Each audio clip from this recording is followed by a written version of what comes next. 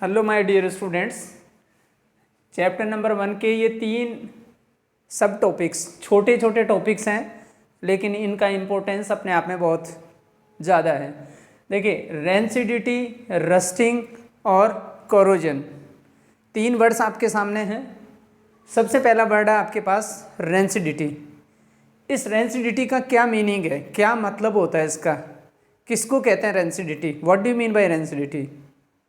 देखिए, रेंसिडिटी का मतलब ये मत समझ लेना कि रेन से एसिडिटी हो जाए, उसको रेंसिडिटी बोलते हैं। रेन से एसिडिटी होती है, एसिड रेन होती है, ये आपको भी पता है, हमें भी पता है। लेकिन यहाँ रेंसिडिटी तो कुछ किसी दूसरे उद्देश्य के लिए, किसी दूसरे पर्पज़ के लिए हम यूज़ में लेते हैं। तो देखिए, रेंसिडिटी होती क्या है। देखिए कि कई बार क्या होता है, जो फूड आइटम्स होते हैं हमारे पास, फूड आइटम्स, ठीक है, बहुत सारे फूड आइटम्स ऐसे होते हैं जिनके अंदर या तो फैट होता है या फिर ऑयल होता है, यानी कि घी और तेल से बने हुए जो भी फूड आइटम्स हैं, ये फूड आइटम्स अगर ज़्यादा लॉन्ग टाइम तक एयर में एक्सपोज रह जाएं, हवा में खुले हम इनको छोड़ दें, खुला छोड़ दें इनको, तो ऑक्सीजन, जो एयर की ऑक्सीजन है, वो इनके साथ रिएक्ट कर लेती है। ये जो फूड आइटम्स हैं, इनमें जो फैट और ऑयल है उसके साथ है वो ऑक्सीजन का रिएक्शन हो जाते हैं, और ये फैट और ऑयल क्या हो जाते हैं, ऑक्सीडाइज हो जाते हैं। ये जब ये ऑक्सीडाइज हो जाते हैं तो फैट और ऑयल, यानी जो भी फूड आइटम होता है, उसमें 2 चेंज आते हैं। पहला चेंज आता है ऑक्सीडाइज होने के बाद में उसके टेस्ट में, उसका टेस्ट चेंज हो जाता है, ठीक है, और इसके बाद में थोड़े दिन बाद में उसके ऑर्डर में भी चेंज आना स्टार्ट हो जाता है। अब ऑर्डर क्या है, ऑर्डर यहाँ पे गंध है, स्मेल, और टेस्ट क्या है, टेस्ट यहाँ पे उसका स्वाद है।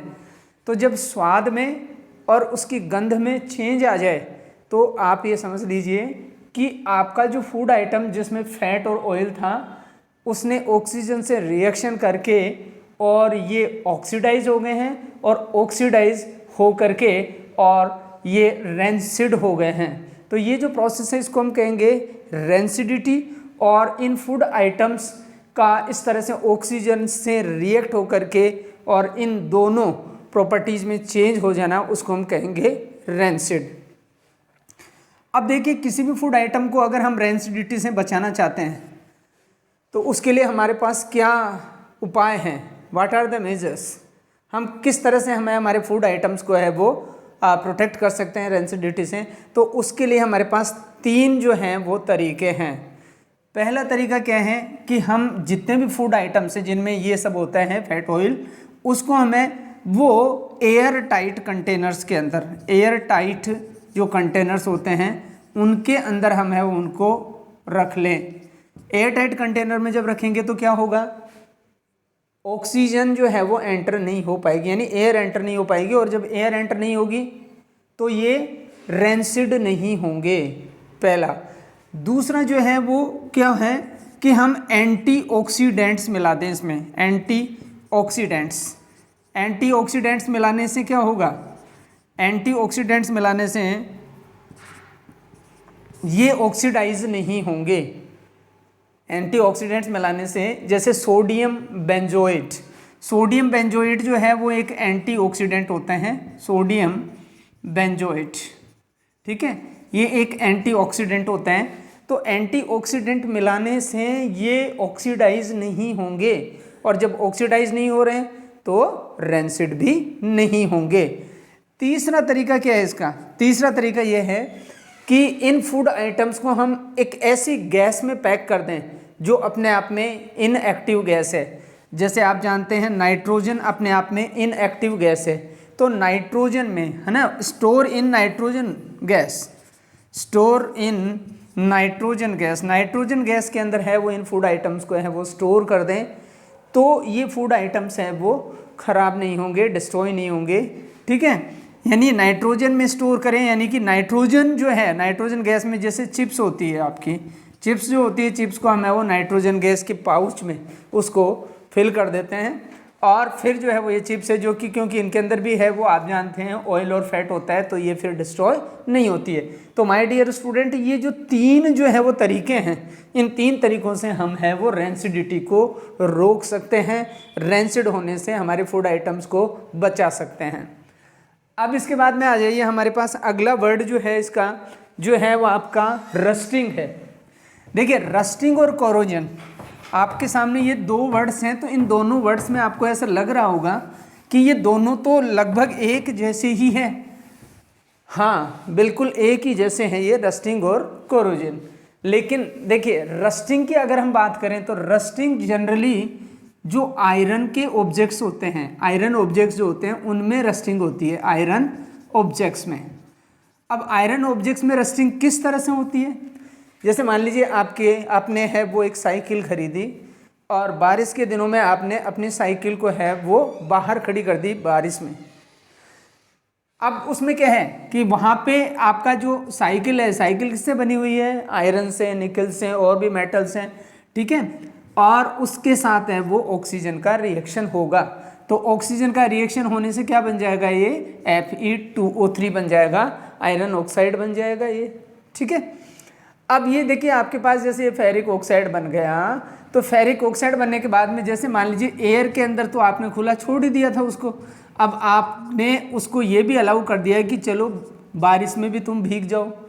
तो जब ये बारिश में भीगेगी तो क्या होगा? यहाँ पे देखिए Fe2O3 और डैश XH2O, यानी कि वाटर के मॉलिक्यूल, इस कंपाउंड के साथ वाटर के मॉलिक्यूल भी एडजस्ट हो जाएंगे। अब एक X यहाँ पे मैंने इसलिए लिखा है कि कितने मॉलिक्यूल, 1 2 3 5 7 जितने भी होंगे, और ये एक हाइड्रेटेड ऑक्साइड बन जाएगा। और जब ये हाइड्रेटेड ऑक्साइड बन जाएगा तो इसको हम कहेंगे रस्ट। ये एक ब्राउन सब्सटेंस है, ये ब्राउन सब्सटेंस है, ठीक है। ये जो ब्राउन सब्सटेंस है इसको हम कहते हैं रस्ट। और ये जो पूरा प्रोसेस है, this whole process is known as rusting. तो माय डियर स्टूडेंट देखिए रस्टिंग कैसे हुआ? आयरन ऑब्जेक्ट्स को आपने ओपन में छोड़ा पहले तो ऑक्सीजन से उन्होंने रिएक्शन किया, ऑक्सीजन से रिएक्शन किया तो क्या हुआ? ऑक्सीडाइज हो गए वो। ऑक्सीडाइज होने के बाद में क्या हुआ? ऑक्सीडाइज होने के बाद में वाटर से रिएक्शन किया और ये हाइड्रेटेड सॉल्ट्स बन गए, हाइड्रेटेड ऑक्साइड्स बन गए, और ये हाइड्रेटेड ऑक्साइड ही है वो क्या है? आपका रस्ट है। अब अगर आप इसको रस्टिंग से बचाना चाहते हैं, ठीक है, रस्टिंग से क्या प्रोटेक्शन है हमारे पास, कैसे बचाएं हम? रस्टिंग से बचाने का क्या क्या तरीका है? तो बहुत सारे तरीके हैं। यूँ तो देखिए उन तरीकों को हम वो अगले चैप्टर में डिस्कस करेंगे। यहाँ सिर्फ आपको वो मेथड्स बताए जा सकते हैं जिनसे हम है वो रस्टिंग से है वो किसी आयरन ऑब्जेक्ट को बचा सकते हैं।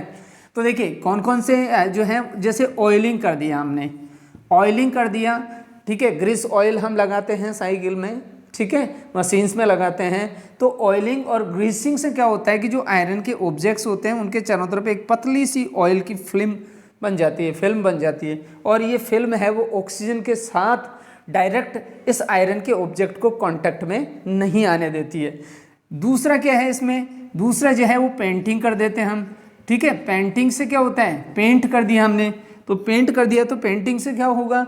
यानी पेंटिंग से भी है वो आयरन ऑब्जेक्ट के चारों तरफ, जैसे मान लीजिए आपका ये गेट है, ठीक है, और गेट की ये बार्स हैं, इन बार्स में आपने पेंटिंग कर दिया इस तरह से, तो पेंटिंग कर दिया तो पेंटिंग से क्या होगा? वो डायरेक्ट ऑक्सीजन के कांटेक्ट में और वाटर के कांटेक्ट में ये डायरेक्ट नहीं आएंगी और इनमें रस्टिंग नहीं होगी। पेंटिंग के अलावा और भी बहुत सारे मेथड हैं, जैसे गैल्वेनाइजेशन है। तीसरा मेथड है गैल्वेनाइजेशन है। गैल्वेनाइजेशन क्या होता है? गैल्वेनाइजेशन का मतलब होता है आपका जिसके अंदर आप है वो लिक्विड जिंक के अंदर है वो उसको डिप करके निकाल लेते हैं। जैसे आपके पास बहुत सारे जो है वो ऐसा घर में ऐसे आइटम्स होते हैं, जैसे बकेट होती है लोहे की, तो लोहे की बकेट जो होती है वो चमकती रहती है। वो चमकती क्यों है? क्योंकि वो गैल्वेनाइज्ड होती है। तो गैल्वेनाइजेशन एक और अनदर मेथड हो गया इसके अंदर, ठीक है। इसके अलावा और भी बहुत सारे मेथड हैं, जैसे एक अलॉइंग मेथड है। अलॉइंग के अंदर क्या करते हैं? हम अलॉय बना देते हैं, यानी आयरन के साथ है वो और दूसरे मेटल्स को भी मिक्स कर देते हैं। और दूसरे मेटल्स को मिक्स करने का मतलब है कि उनको हमने क्या कर दिया? अलॉइंग कर दिया, ठीक है। तो so many methods are there to protect from rancidity, वो हम अगले चैप्टर में डिस्कस करेंगे। यहाँ सिर्फ इतना। अब इसके बाद में देखिए ये जो इसको रस्टिंग को रोकने के लिए, अब यहाँ पे देखिए आगे वाला जो पार्ट है वो है आपके पास कोरोजन। आप कहेंगे कि सर कोरोजन और रस्टिंग तो लगभग एक जैसे ही है, पर बिल्कुल एक जैसे ही है, लेकिन देखिए आप आयरन ऑब्जेक्ट को आप छोड़ दीजिए, आयरन को रहने दीजिए आप, आयरन के अलावा ठीक है और दूसरे ऑब्जेक्ट्स को ले लीजिए आप, जैसे कॉपर है, कॉपर है वो अगर ऑक्सीजन में ओपन रह जाता है तो ये ऑक्सीजन के साथ रिएक्शन करके कॉपर ऑक्साइड बना देता है, ये CuO बना देता है, कॉपर ऑक्साइड की एक हल्की सी फिल्म बना देता है। लेकिन अगर ये कार्बन डाइऑक्साइड के साथ रिएक्शन करता है CO3 के साथ तो ये Cu और CO3 ट्वाइस बना देता है ये, ठीक है, यानी ये कॉपर कार्बोनेट बना देता है। और आपने देखा होगा जैसे आपके जो कॉपर के यूटेंसिल्स हैं आपके घर में, तो बारिश के दिनों में इन कॉपर के यूटेंसिल्स का कलर ही चेंज हो जाते हैं, यूँ तो वो ब्राउन होते हैं, ठीक है, लेकिन हल्के हल्के ग्रीन कलर के वो दिखने लग जाते हैं। कब? बारिश के दिनों में। क्यों? क्योंकि उस टाइम में ह्यूमिड एयर होती है, मॉइस्ट एयर होती है, और मॉइस्ट एयर कॉपर के साथ रिएक्शन करके और उसको कैसा बना देती है? ग्रीन बना देती है। तो इसको हम क्या कहेंगे? ये है कोरोजन, ठीक है। अब इसके बाद में देखिए जैसे आपके जो है वो सिल्वर के जो है वो आपके गहने होते हैं, चांदी के बने हुए जो गहने होते हैं, चांदी के गहने भी काले पड़ जाते हैं। क्यों पड़ जाते हैं काले? क्यों? क्योंकि एयर के अंदर present hydrogen sulphide gas, hydrogen sulphide gas इससे रिएक्शन कर लेती है और ये बना देती है Ag2S, Ag2S बना देती है और हाइड्रोजन गैस रिलीज हो जाती है इस तरह से।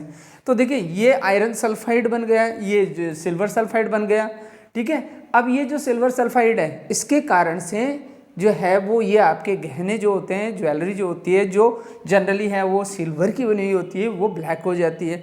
तो ये रीजन्स हैं। तो ये सब क्या हैं कि यानी आयरन के अलावा अगर कोई भी और मेटल है, जैसे एल्यूमिनियम ले लीजिए आप, ये भी ऑक्सीजन के साथ रिएक्शन करके Al2O3 बना देता है ये, ठीक है। तो ये और बाकी के सारे जो ऑब्जेक्ट्स होते हैं, हालांकि इनके लिए कंडीशंस की ज़रूरत होती है, कुछ ज़्यादा टेम्परेचर पे है वो ऑक्सीजन से रिएक्शन करते हैं, ठीक है। जैसे ये बहुत ज़्यादा टेम्परेचर पे ऑक्सीजन से रिएक्शन करेगा, ये भी बहुत ज़्यादा टेम्परेचर पे ऑक्सीजन से रिएक्शन करेगा, लेकिन बना तो देंगे ना ऑक्साइड।